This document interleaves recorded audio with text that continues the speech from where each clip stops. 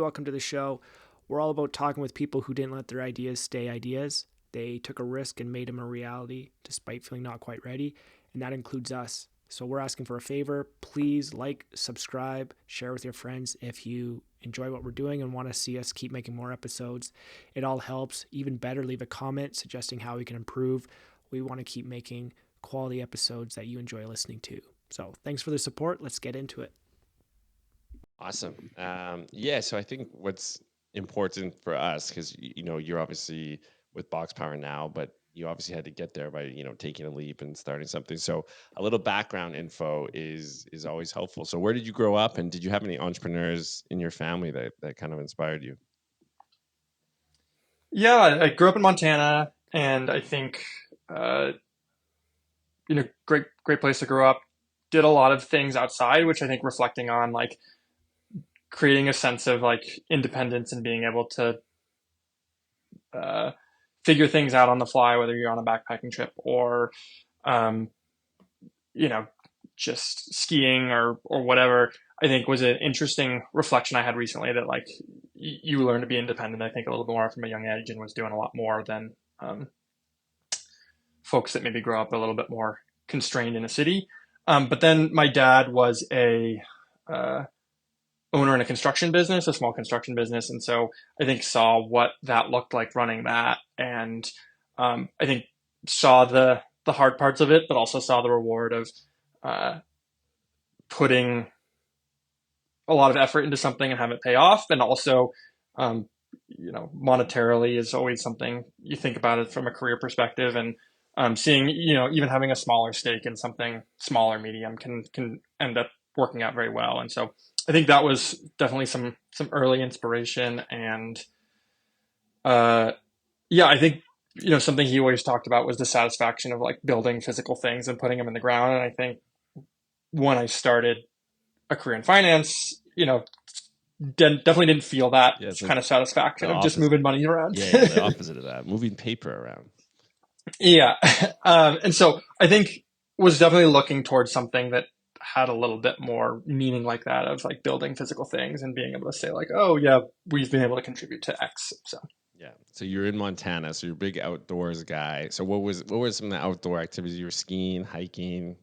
I know you said you were a baseball skiing, player. hiking, had a little bit of land. So, taking care of the horses, taking care of the chickens. Oh, wow. So you're like Yellowstone, is that what it's called? Yeah. That's what I'm no, I was the early Yellowstone man. It's based on you, I think. Yeah. Yeah. It has been funny to see the effect of that show on the area I grew up though, because it's I grew up around Bozeman where it's based, so it's been fascinating to see. But those things. I think my dad grew up in Montana too, so I think it was very much a like taking us to all the things he did: fishing, hunting, all the joys of the outdoors. Yeah. What was the impact the show like? Are you meaning like the show reflects the impact of like the change, or the show has brought in an impact? Oh, it's just brought in a lot of money and people to the area, which has been interesting. Home prices have skyrocketed. I think post-COVID effect is a little bit there too, but I think people buying huge ranches unseen. People have started calling it Los Angeles a little bit. That's funny. So outdoor activities. You're also a baseball player. Mm-hmm. Yeah. What position? Pitcher and outfield, and was definitely a good time. Was definitely not the best player on the team for sure, but a good team sport and fun to travel around the state. Nice. Okay, so you grew up in Montana, outdoor baseball star, and then you go to Santa Clara University. So you went to California. So and you studied finance. So what do you remember in that decision that made you want to go to California and specifically study business? Yeah, it's a good question. I applied all over and had a friend that had gone to Santa Clara the year before me, so knew that she really enjoyed it and felt it was a good fit. And I think based on that, scattershot approach, basically went to the place that gave me the most money and had programs I was interested in, and so that that ended up being Santa Clara. And then I think at the time was also interested in, they had a program that was kind of the intersection of impact and business, and was interested to learn more about that. It's a Jesuit school, so they definitely focus on like educating the whole person and how can you create positive impact in whatever aspect of your life, or whatever career you go into and vocation and that type of thing. So I think that was another piece that I was really interested in. Nice. So you go there, and then you get a job at Bank of America, which is where we met. So like when you were studying, is it something you knew you wanted to do banking? Like what kind of got No. you into finance? Yeah, I mean, I think finance was something was like, I don't know what I want to do, and it's broad. So you Yeah. can work in banking, you can go work at a nonprofit and do their finance, you can go start a company and do their finance. And so for me, it was just like a good foundational knowledge set, and always felt like I was somewhat of a numbers guy. And so um, I think was a kind of uh, I wouldn't say like the most specific decision of like, I know I want to do this. It was kind of this leaves a lot of doors open. And then chose banking, I think, just for similar reasons, I think, and that it was I really wanted to focus on getting like a foundational skill set. And it presented a good opportunity to do that and go to a training um, course for a month. And You met some great people. yeah, really a bunch of slackers, but Does anyone like stick no, out met from some that great time people. of like just like this cool guy, perhaps? Yeah, this guy named Steven had some really good dance moves. Okay, yeah, yeah, yeah. Okay, No, perfect. Yeah, yeah, I think, yeah, I wouldn't say like any moment in particular stands out from that, like from a work perspective. I think, um, they throw a lot at you, but yeah, I think it was certainly valuable. yeah. And so you kind of touched on it earlier. So like, do you remember? Were you like really bored working in a corporate job? Because I mean, what you're doing now is like very different, and it sounds like kind of different from what your family was doing and how you grew up. Like, I don't know. What do you kind of remember of that time? Because I think it was a job that it's a good job. It paid well, looked good on the resume, but you obviously left it somewhat early. So what do you kind of like remember? What you liked, or was it something you hated, or what was kind of that experience for you? Yeah, I think it was a really good team that I enjoyed the most out of it for sure, and like learned a ton from them, and people I still talk to. I think what frustrated me, I think, was one, it didn't feel very merit based in how quickly you could progress. It was like purely a time spent Yeah, like 3 years. thing, and like how Yeah, quickly you could progress. To get to associate, it's 2.5 years. To get to VP, it's another three, et cetera, et cetera. And it was just like, well, sure, I could do that progression my whole life, but that doesn't necessarily like, I don't know, just felt very arbitrary, the timing. And like, if I'm excelling, I should be able to go faster. And so I think started to look towards opportunities that were a little bit more dynamic in that regard, and like career progression, but also just in like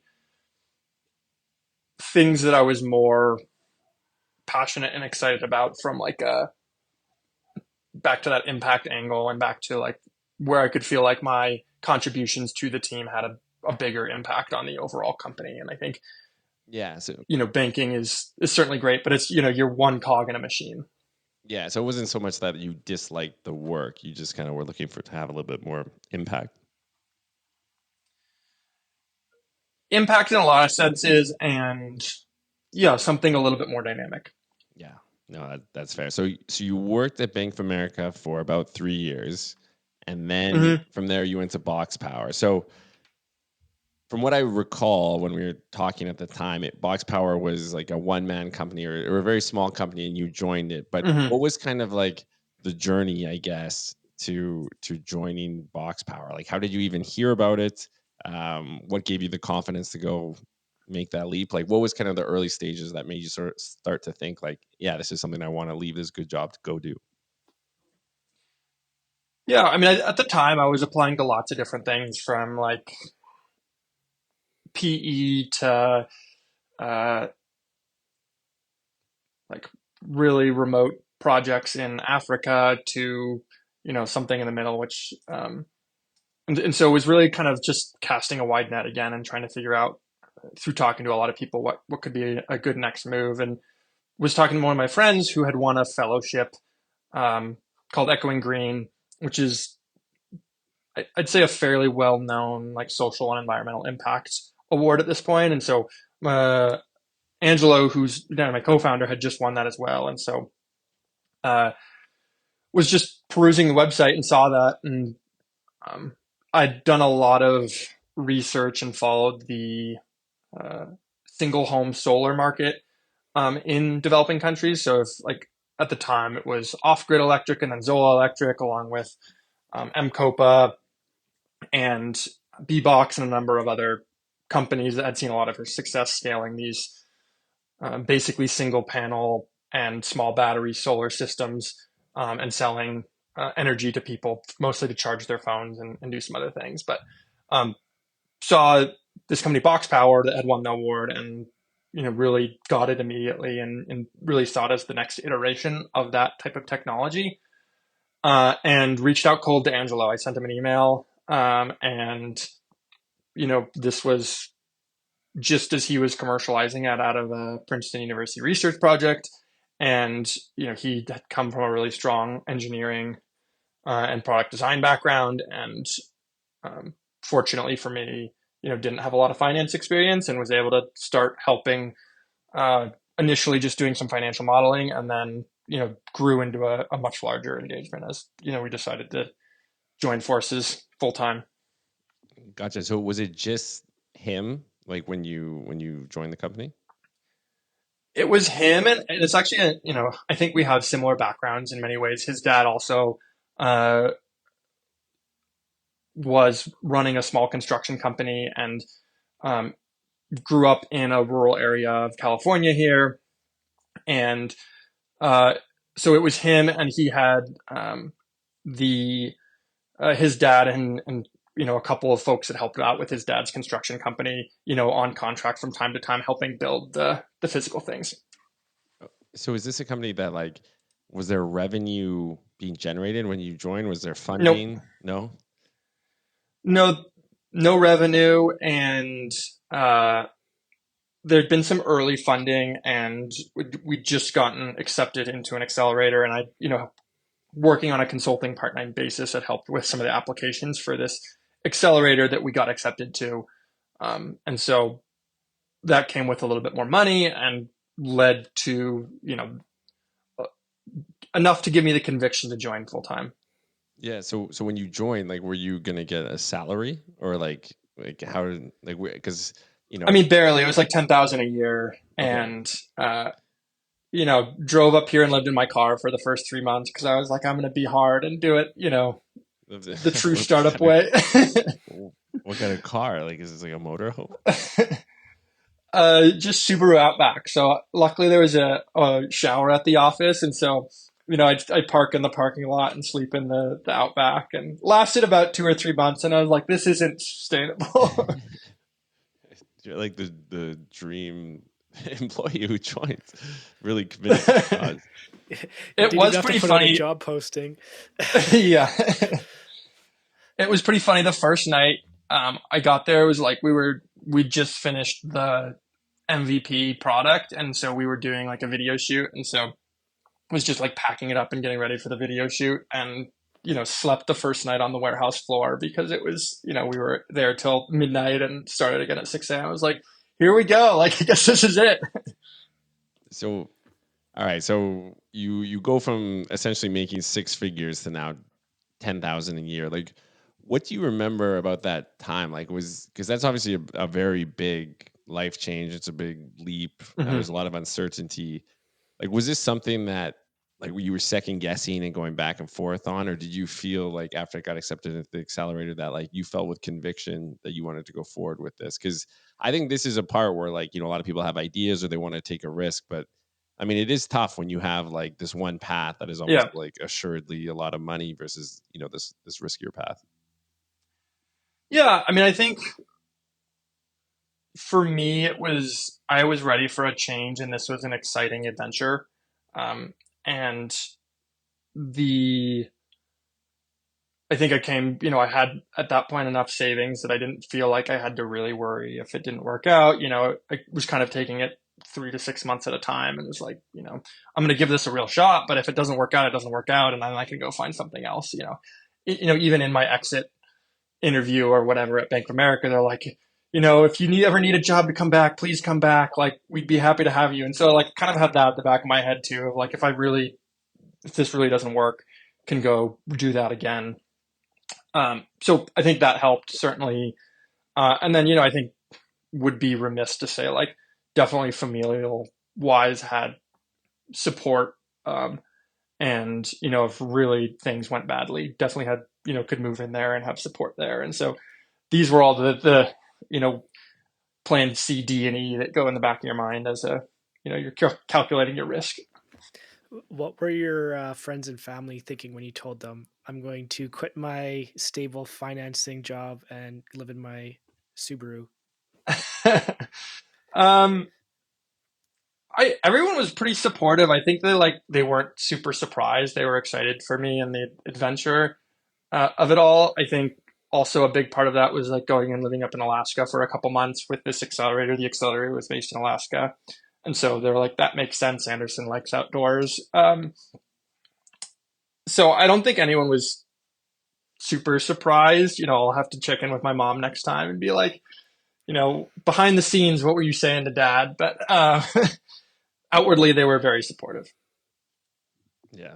So, all right. So that's helpful to get an understanding of like, the transition, how you went from banking into this. But I think it would be helpful because we've kind of loosely talked about it. But like, what is BoxPower and what do you guys do? And I guess like that made you want to join them. Yeah. So I guess the simplest way to explain it right now is we design, build, and operate these what we call microgrids, what others might call solar power plants, or just off grid energy systems, and we do it today mostly for utilities where we do it as an alternative to a distribution infrastructure. So actually, worked with ATCO up in Alberta, and they have a really long line serving a single grocery store right on the northern Alberta border. And instead of rebuilding that line that continually has reliability issues or upgrading it, they're putting in one of our systems to operate that facility. And so we've done a number of projects like that across the West, basically in places where it's too expensive to build distribution infrastructure. Gotcha. Okay. So it's kind of, you're putting basically energy centers in remote places where they're be unable to, connect to the grid essentially. Exactly. And it's growing and growing. I think it's a pretty common theme right now that energy loads are growing. The data centers get the headlines there with, hundreds of megawatts and gigawatts coming online or trying to come online, because there's all these new data centers going in, but there's also all of the other downstream effects of that, of different commercial entities of all sizes trying to get more power and not being able to get power. And so they'll go to solutions like us to be able to augment the grid in those types of cases. Or the utility will come to us to help support the load growth that they're seeing, whether that's through putting a microgrid as a capacity upgrade alternative. So think of, instead of upgrading a substation where the load is growing and is exceeding that rated capacity, you can put in a microgrid. Or there's just, I don't know if you've looked at this. I imagine you haven't looked at the stats, but 60% of lines in North America are past their useful life, meaning they're aged out and needing of repair. And so oftentimes it can be more effective to do what we're doing rather than repair those lines. So those are the couple different use cases that we operate in. Were these use cases obvious to you when you were joining, or have you pivoted? Has the company pivoted? Yeah, I mean, I think it's interesting. We really thought originally we would be more focused on disaster relief in developing markets. So our first project was in Puerto Rico right after Hurricane Maria, where we were first power coming in after the hurricane to a rural town. And we thought, we'd see a lot more we thought more applications like that, or providing power to places that had never had power before, would be our immediate use case. But I think pretty quickly we found, one, oftentimes in some of those markets, specifically sub-Saharan Africa, there was already a number of players that were doing a good job of that already, and that we didn't have a lot to add. And that disaster relief wasn't necessarily a good market for a startup to bank its business off, because it's just very cyclical, and when it happens, and they need a bunch of inventory that you can't hold because you're a startup. And so that led us to then look domestically and say, what are some other opportunities? And that's where we pretty quickly identified this, what I'll call distribution replacement, instead of building out distribution alternatives. So if you think of like sub-Saharan Africa, where you're putting in power for the first time to folks that have never had it, this is in places in rural areas where they've had power, but the economics have changed such that it is now cheaper to provide power to them locally than redo that line that they put in the 1950s. So, I mean, I know it's in the name, but so this might be a dumb question. So, but is it like what you guys are like dropping off? It's like a box with solar panels on it, and then you connect it to the line? Pretty much. I mean, that's certainly how we got our start, and continue to do that on like under 100 kilowatt projects. Okay. I think as we look towards larger projects, we've started to have containers that then get paired to a ground mount solar array or a roof mount, because you need more space for that PV. But I think the thesis remains the same, in that we're pre-designing these hardware packages that get recommended through a software we built. So, walking you through what that looks like, our customer puts in their energy load profile, how much power they use, how much growth they may have, their geographic location, and then their goals for the project. How often, if it's a grid tied system, how often do you need to stay off grid if the power goes out? Do you want 8 hours of backup or indefinite backup? Or, and what renewable fraction do you want? In California, PG&E wants a 90% renewable fraction, for example. So all of that are the assumptions that go in. Our design software then spits out which one of those hardware packages that are pre-designed from 10 kilowatts up through 5 megawatts, what configuration is best for them. And it includes, solar, battery, generator, but down to the switchgear, transformers, everything you need to install that project. So it sounds like you're like the full stack solution is where you're standing out as a startup. Yes. Is that how obviously you're playing in an industry with big players, huge investment required. It's not as simple as spinning up, say, a software app. How did the strategies? You're telling me. What strategies did you use? Like, was it just like start small and modular, try to really own like one particular narrow use case and slowly iterate over time? Like, what strategies did you use as a startup to compete in such a tough area? Yeah, I think it's a good question. I think a couple of things that I think of first. I think the first is, so we started as really that hardware package that I think you talked about, Stephen, and it's quickly became clear that the energy consultants designing the systems and procuring this from us often designed the system wrong. Or we'd get to the end of the project and someone would say, well, interconnection to the grid wasn't in my scope, or communication with the existing infrastructure wasn't in my scope. And so there were all these problems that would come up through projects. And the joke is, if you've seen one microgrid, you've seen one microgrid. And so our overall thesis has really been some microgrid humor. Yeah, some microgrid humor here. So the overall thesis here is to change that narrative and really productize the process and the product to say, this same software through hardware solution can work across a number of sites. So I think to answer your question, we were then able to compete pretty effectively on price because we had a much more standardized offering. And so really, I think that was an early calling card. I also think we did a lot of off-grid projects early on.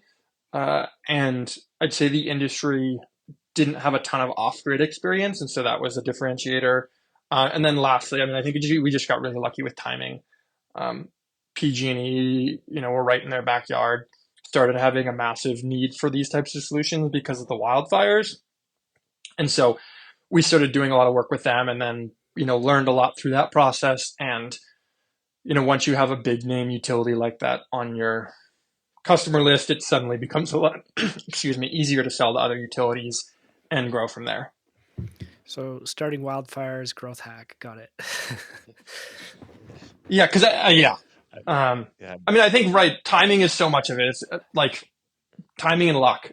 So yeah. I mean, business is booming in Alberta for wildfires. So, like, yeah. Anyways, I shouldn't joke about wildfires, but um, anyways, so I guess the question I have, so then how do you guys collect revenue then? Is it so like you once you connect to the line and are powering people's home, is it like then is it I guess like recurring revenue that you would get now from all the I guess if it's homes or businesses that are connected to your I guess box? mhm. So we get revenue in a couple ways. Mostly it's through the design and build to the utility. So they buy the system from us because they want to own it and be able to spread it across their customer base through a process called rate basing. And then we operate it for them. So then we get paid a fixed amount per year to operate the asset for the utility. Okay, gotcha. So uh, this the way you're describing it, I imagine this is a very like at least at first a capital intensive business. It's obviously a very technical business. So sounds like you guys got some additional funding when you're in that accelerator program, but has it just been like a very cash intensive business where you're deploying the technology but you're also fundraising? Like what's that story been like for you guys? Yeah, it's been a battle. I would classify it as like working capital intensive versus like capital intensive, meaning like we have to build big manufacturing plants to produce the things. We see ourselves as a technology enabled developer or technology enabled integrator. And so from that perspective, it's been you know, until even like 2 years ago, we were earning pretty lean salaries and really focused on conserving cash at every step possible. And I think we still do that to some extent, but we've gotten a little bit longer leashes. We've been able to get some debt facilities in place and uh, grow the business a bit. But yeah, it's a challenge for a business in our space, a hardware or a you know hardware services business that is deploying physical infrastructure. It's definitely a lot harder as a startup than if you're a software company. And is this something that where you guys did like official VC funding rounds or anything like that? Mm-hmm. Yeah, we've raised about 12.5 million of equity over the last 7 years or so. So what's that process like? So you get the initial grant. I'm guessing maybe build a prototype, get some contract, or do your first thing, and then you raise, or were you immediately in that fundraising? Like, how did you go about even finding the right investors? What does that even look like? Yeah. Um, so a couple things. I think first, on the sorry, my phone's dying here, so I'm switching you over. Um, on the fundraising side, I think part of it was just being a really good pitcher early on and pitching the idea. And so I think that was like the first 2 years was fortunate that came in and Angelo had won a couple pitch competitions that funded $20,000 or $30,000 that helped him go to work on this full time after he graduated. And uh, at that point you're really just pitching the idea, right? And you're winning business plan competitions. And then we started to get some early angel rounds, and just kept at it. I mean, you're basically constantly in fundraising mode, I would say. And so you're looking for anyone that will uh, believe in your vision. I think after we then deployed our first couple systems, we started to have some revenue, and we I think that is one of the advantages of the model we took, is that we were able to get to revenue fairly quickly because it wasn't a deep tech play or something where, a ton of R&D had to go into before you could get to that perspective. So I think from there, we were able to show some pretty good early traction, and continue raising from there. And has it been, I guess, like you said, you raised 12.5 million, like, is that spread across multiple different VC firms? Have you guys gone back to the Yep. same ones? Yeah. What's that like? Yeah.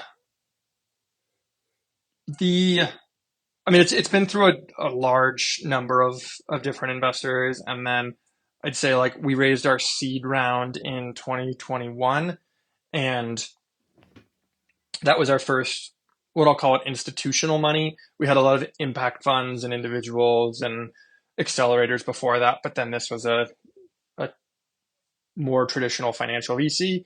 And then they've been a strong supporter and come in a couple times to, pre-fund a Series A, bridge through some challenging times, and then raised our Series A 2 years ago, and brought in another $8 million then. So I'd say, like, the first 6 years, call it. Sorry, let me think about my math here. 2017 through 2022, we raised, call it 4 million, and then the remainder of 8 has just been in the last 2 years. Gotcha. And you mentioned there that you had raised funds from individuals as well. I imagine that was probably earlier on before you went to the VC firms, but I guess I think that's something where potential people who are looking to start something, they need funding. It's probably more of a likely path that you raise money from individuals than you do from a big firm, especially when you're just starting out. But like, how did you guys approach people to fundraise? Because I imagine that's like a little scarier from the sense that, like, this is people's personal savings, so there's a little more pressure, I imagine. Like, was this something where it's just like family and friends, or was there like some network of just like individuals? Like, how did you go about that? Yeah, I'd say we were very fortunate to have, like, a bit of the Ivy League connection through Angelo, because a lot of the early individuals came through that network, I'd say. And I would say we didn't raise a ton from them, but it was enough to get us through those first couple of years. And then I think it was really doing the accelerator and incubator circuit. So we did probably 7 or 8 different accelerators or incubators, some of which gave us money, some of which didn't. And then you meet people through that then give you money. And I think especially, benefited, I think, from some impact funds that liked the impact story alongside the financial story. Yeah. Talking about the story. So when you're pitching someone or you're intriguing someone enough to invest, did you have strategies that you used, or like how would you go about getting them interested and winning them over? Was it like a polished slide deck, or was it more just one-on-one connections? How did you go about that?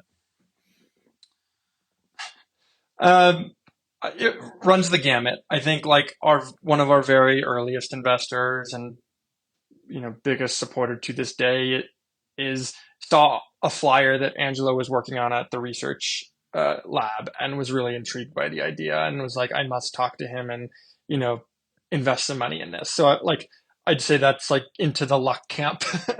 And then on the talking to people, I think it's really just refining the story. I think one of the incubators we did was really, the most I got out of it was just like pitch practice, pitch practice, pitch practice, getting you up on stage in front of 300 people, telling your story, connecting it back to yourself and connecting it to why you're the right person for this and why the path that you're going down makes sense for this, and this reason, all through storytelling and examples, rather than just, like, I think you a lot of times see pitches, they get like too deep into the weeds of the product or too deep into the weeds of the financials, which is what I did a lot of times early on. And it's really about, like, the storytelling of the vision and the path that is more important than, like, we all, especially coming from technical or finance backgrounds, want to flex our muscles there, but that's a lot less important than the like overall vision and story. Okay. So the practical tip that people could take to get individual investors is just go to Princeton is like how most people. So Well, I didn't. So, find a or co-founder meet that did. someone who No, went to Princeton. Yeah, yeah, okay. This is good. Um no. In like, there was a lot of networking outside of that. I think I do want to just be like transparent and like that was yeah, a big helper along the way. yeah. Uh, but like I think the other things we did, we drove to probably 6 different angel groups throughout California and pitched them. Um, the incubators, no relation to Princeton, they all have groups of investors connected to them that we got introduced through those incubators. And there's lots of different accelerators and incubators out there for all different types of focus areas. And I would encourage you or anyone to really look at those and say like, these can add value even if they seem, um, not potentially like a good fit at first. And I think the last piece would just be persistence. Like it's thousands of no's that we've gotten. Yeah. Yeah.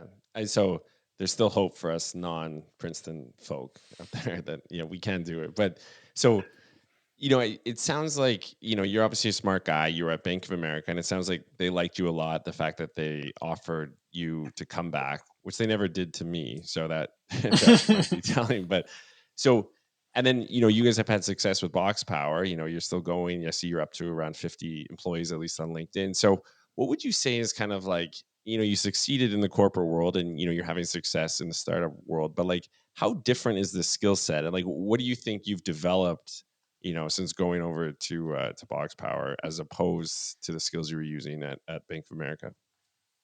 Yeah. Well, Steven, I think they thought I was going to fail, so they wanted to make sure they knew how to job back. I think they knew you weren't going to fail, so Yeah, I don't know about that, but I will take it. um, skills. I think startups are you just have to be adaptable and learn a bunch of things on your own. Like you have to like Bank of America taught us how to do things. There was always somebody to go to tell you how to do something, or you could pick their brain on how to do something, but there's not that for you in the startup space. You can create a good advisor panel or a good mentor group. And I did and, relied on a lot of board members and folks there, but there's a lot of questions you won't be able to get answered. And so I think it's Googling and figuring out for yourself. It's trying things and seeing if it works. It's brainstorming with your co-founders.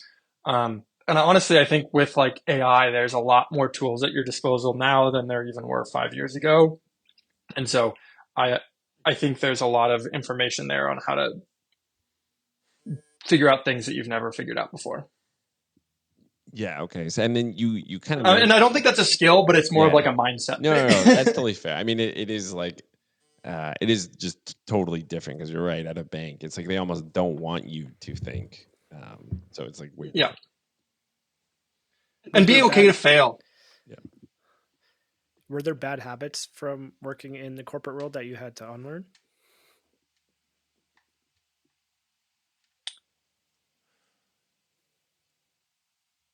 I'm thinking. I think one is just like pacing. I think everything just needs to happen faster. Uh, I think it took me a while to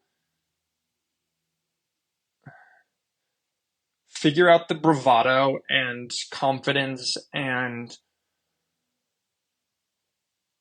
aggressive storytelling piece of it. I think I came from like a very much working on large corporates, working with big companies that had pretty like easy to project, not easy to project in like there's a lot going into it, but like easy to project within 5% positive or negative confidence interval, to then like having to make your financials be a part of the storytelling, being confident and aggressive in those numbers because every VC and every investor is going to discount your numbers already, so you might as well make them big.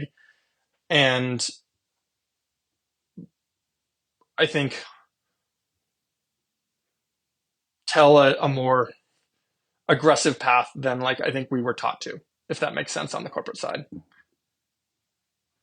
So kind of reach for the stars, I guess, or shoot for the moon. Reach for the stars, shoot, land on the moon. I think that's how it goes. Figure out how to tell your, I mean, for me, especially on the finance side, right? Being able to tell the aggressive story with believable numbers that get you to that stars. Yeah. Okay. That's helpful. So, and what gave you confidence that like Angelo was the right co-founder to partner with? Gut feeling and a lot of conversations about what the business could look like. And I think one thing I really caught on to early on is like he's a brilliant engineer, but he also understood the business side of things, um, and understood what's needed to grow a business. And so I think that was something we talked a lot about early on and gave me confidence in that. Yeah, and you kind of Do you mentioned have any? that at the start, how you were just saying how you when you started, you were sleeping on like the factory floor and stuff. So, it sounds like it was crazy at the start. Has it been like that for the last, I guess it's been what, 7, 8 years? Like, how much are you working? I think it's helpful to get a picture of what it's like running a business like this. I mean, it comes and goes. I mean, I think overall, like, I think we've done a good job balancing work and life. I think there are months and quarters where you're working 60, 70, 80 hour weeks every week, but then sometimes you can pull back to 40 to 50, but you're definitely on a lot of the time. Yes. And what was the first part of your question? No, that was it. That was it. That like, Yeah, yeah, because yeah. I think it is helpful to sort of understand at least for me at Bank of America, it was, we weren't an investment bank, or anything, so it wasn't crazy hours. So it is, you're going from the salary and the hours to you get kind of getting it at both sides. Yeah, and I think, I mean, I would say the early days, it wasn't necessarily as bad as it has been in the middle and here, Yeah. which is So how do you? interesting. Yeah, it's a bit unexpected, but like, so how do you go about managing like the stress of it? Is it something that is just you love what you're doing, so you don't notice the hours, or is there particular strategies you use to kind of not lose that fire to keep going? Yeah, or maybe it's just the recency bias that I can't remember how much I worked then, and I was actually working the same amount. Uh, but I think the stress I mean, it's a constant battle. I think that is something I underestimated significantly. And I mean, I think exercise for me is the biggest one that like I just know if I don't prioritize that, I'm going to break down and be a terrible person. So I think that's piece one. I think piece two is having stability in other parts of your life. I think, I met my partner Savannah 3 years ago, and I think it's improved dramatically since then to have a little bit of stability in the personal life. Um, Lastly, I think it's really a conversation with yourself on like finding ways to make it make it work, whether that's um, having long conversations with a co-founder about it and being able to get stuff off your chest when you need to, whether that's bringing in leadership coaches that can help, that have been through it before, whether that's uh, a lot of the coping strategies we talked about, exercise and others, or just buckling down and saying this is it for the next X number of years and it's worth it because of the impact, experience, financial reward. Pick your poison based on the industry and passion you have. Yeah. No, No, that's that. great. Yeah, no, that. Sorry about that. No, that makes a lot of sense. And you kind of mentioned that you said recently it's been a little bit more. I guess I don't know if you use the term financially lucrative, but it sounds like you could increase the salaries from 10,000 a year at least. So We're up from 10,000. yeah, So yeah, yeah, yeah. So how do you guys go about like that decision as well? Because you guys are the co-founders. I don't know if there's other equity partners outside from you guys other than investors, but Mhm. like, it's up to you guys basically how much you put back into the company versus how much you pay yourselves. So when did you guys like feel comfortable to like start increasing it, or like is there some metric you go off? What's that like? Yeah. I mean, I think after the Series A, we felt comfortable getting ourselves to like back above six figures. Um, and I think that's, a part of what you give up, right, from a venture capital round is some of that voting power and some of the equity in the business, and that's a little bit of the trade that you make, and so that's why now our salaries are have to be approved by a board, and so I think it's a trade off you make when you take on VC, but also the I think also to make it as a longer term, more sustainable option for us, we felt like was the right move. I think it continues to be a balance of you don't want to cripple the business, but you want to um, feel like you're growing and protecting your downside risk. So I think it's just a constantly changing and constantly evaluated tool. Yeah. You mentioned a lot about the co-founding already, but that is a big part of someone who's looking to get started. Is obviously there's the funding side, and then there's the co-founder, whether to go it solo or go it with someone else. You mentioned that you had a lot of conversations before, but do you have any advice that you'd give to people who maybe they haven't quite found that idea or found that co-founder yet? Like, how would you recommend going about trying to find the right person to start a business with? That's a great question. Princeton. I mean, I would say like having a co-founder is part of what makes it an enjoyable process for me. I didn't even mention we lived together for 2 years also in the company, so we've In been that through lots of Subaru. different in that Subaru. Shout out to Subaru. Um, They really made this yeah. concept. um, but I think that relationship has been really important throughout this and makes it a lot more fun and palatable to work through the tough times together than alone. So to me, it's been something that I don't think I could have done alone. In terms of finding that person, I mean, the easiest way for me was like how I did it, but I don't think that's the how everybody's going to do it. I think it's just being active in your communities, going to different startup incubator events, um, chatting about ideas with people, talking to friends, and I guess maybe taking a step back, I think thinking about the types of industries and where you want to be involved in. And so like to me that was right.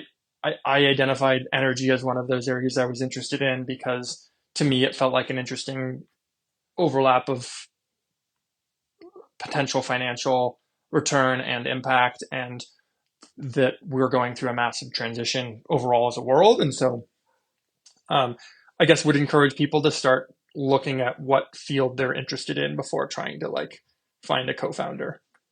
Yeah. And then once you do that, you can be honest with yourself and evaluate your own skill set and say, what is the right skill set I would be looking for. But I think the other funny part about this is like at the time I wasn't like envisioning that I would be a co-founder in something.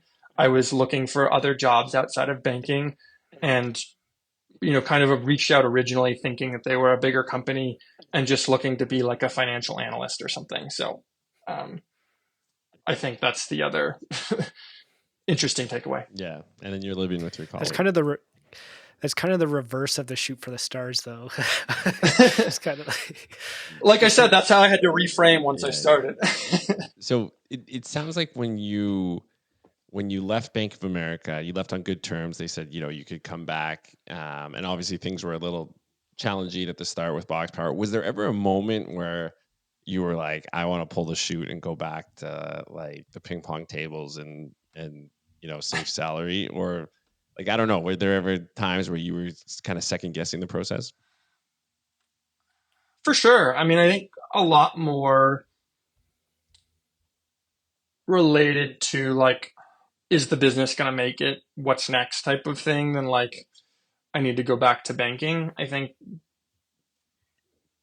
the last 6 years, there's constantly doubt that you have creep in and think you're not going to make it through this next challenge, or, this seems really risky. How are we going to find the money to make it through this? I could tell you 20 stories of differing times where I doubted that, and probably three where I really doubted that. Or really doubted that we'd make it through. Like, there have been many tenuous moments. Um, but I think that's more been like worried about the success and like whether BoxPower is going to make it, rather than like regret and wanting to pull the chute and go back to something else.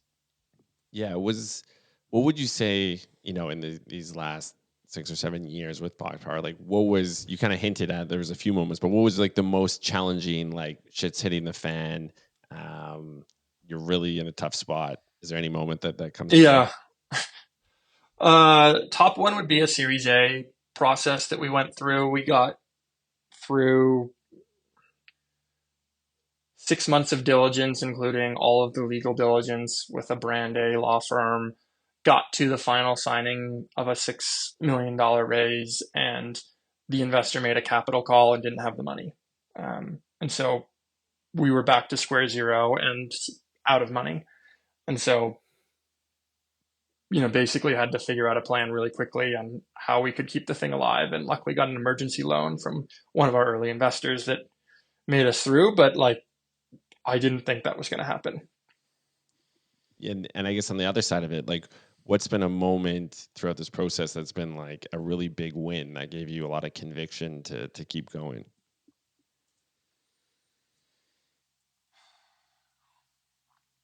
Lots of them. I think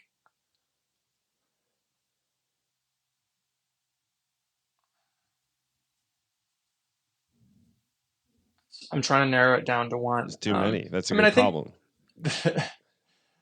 I think it's the continued utility relationships. The fact that like PG&E keeps coming back to us with more projects because we've done a good job with them designing, building, and operating these at a really high reliability level, and that um, I think really it's come back to a focus on the customer and like making sure they're taken care of and happy, and um, that's led to a lot of like just big contract wins with them. So I think a lot of them come from just sales. I mean, I think that's like overall, I'd say like sales are make you feel like you're headed in the right direction. Yeah. And so I guess if you could fast forward, I don't know, let's say 30 years, what impact do you hope Box Power has on like the world? Presuming you keep growing and it turns into this big company, what's Mm-hmm. kind of, the hope that it Yeah, impact it has? I mean, I think the vision is you start a new business, or you build a new housing development, and you go to contact your local utility, and you get a quote for what it would cost to provide power to you. And then right after that, you go to the BoxPower website and you do the same thing on what it would cost BoxPower to provide that same power to you. And then you decide between the two of them. Um, I think that's the big vision. And I think with that, you can, you know, create a lot more safe, reliable, and affordable energy for folks around the world. Yeah, that sounds really like a awesome kind of business to work in when you have that to shoot towards. We do want to give you a chance to kind of promote where people can follow you or where people can learn more about Box Power. Sure. BoxPower.io is our website. If you're a utility, lots of different solutions for you out there. And we are launching a new commercial business segment, which I think we talked a little bit about at the beginning. But if you're a business that is either off grid looking for alternative power options, or grid tied in a place where power's gotten really expensive, and wanted to see if you can save some power while also, or save some on your power bill while also increasing your resiliency against outages, give us a shout. Great. And one question we like to end it on is, if you were giving advice to someone who has an idea, whether it's a business idea, an artistic idea, and they're thinking about taking, a shot, they're in a similar spot to you. They've got a great job, they're well liked, they're doing well. What advice would you give to someone who's thinking about taking that shot or taking a swing? Yeah, it's a great question, and I think so. I was, it took me a long time to learn this, and I was actually reflecting on it recently because I was best man at my friend's wedding and doing a speech, and was thinking about like he is like one of the best salesmen and business people I know, and his advice to me and to everyone he knows is that no one knows what they're doing, so it might as well be you. And I think that's been the motto of the last 8 years of like, I have no idea what the hell I'm doing most days, but I figure it out and I give it my all and I keep coming back to the office the next day. And so I think that would be the advice, is that you think everybody knows what they're doing in all of these various industries. And I, for one, don't. And I can tell you most of the people we work with don't either. So. Okay. So don't get intimidated thinking people are smart and figured it out. Exactly. Yeah. You have as likely a chance to figure it out and know what you're doing as anyone else out there. Yeah. No, that's great advice. Awesome. Well, it's been a ton of fun to reconnect and learn more. It's, a really cool journey, really inspiring to hear, all you've been up to and the great success you've had. I'm sure will continue to come. So thank you so much for coming on, man. Yeah, thank you guys. Hope I didn't get on too many soapboxes, but No, appreciate it. The good now I know questions. micro utility humor. So I'm gonna next Yeah. cocktail party I go to, I'm gonna be like, have you guys? What was the joke again? No micro grid is the If same. you've seen one microgrid, you've seen one microgrid. Yeah, I'm picturing like the There you whole go. room bursting in laughter. So, yes, no, it was great. Really appreciate the time.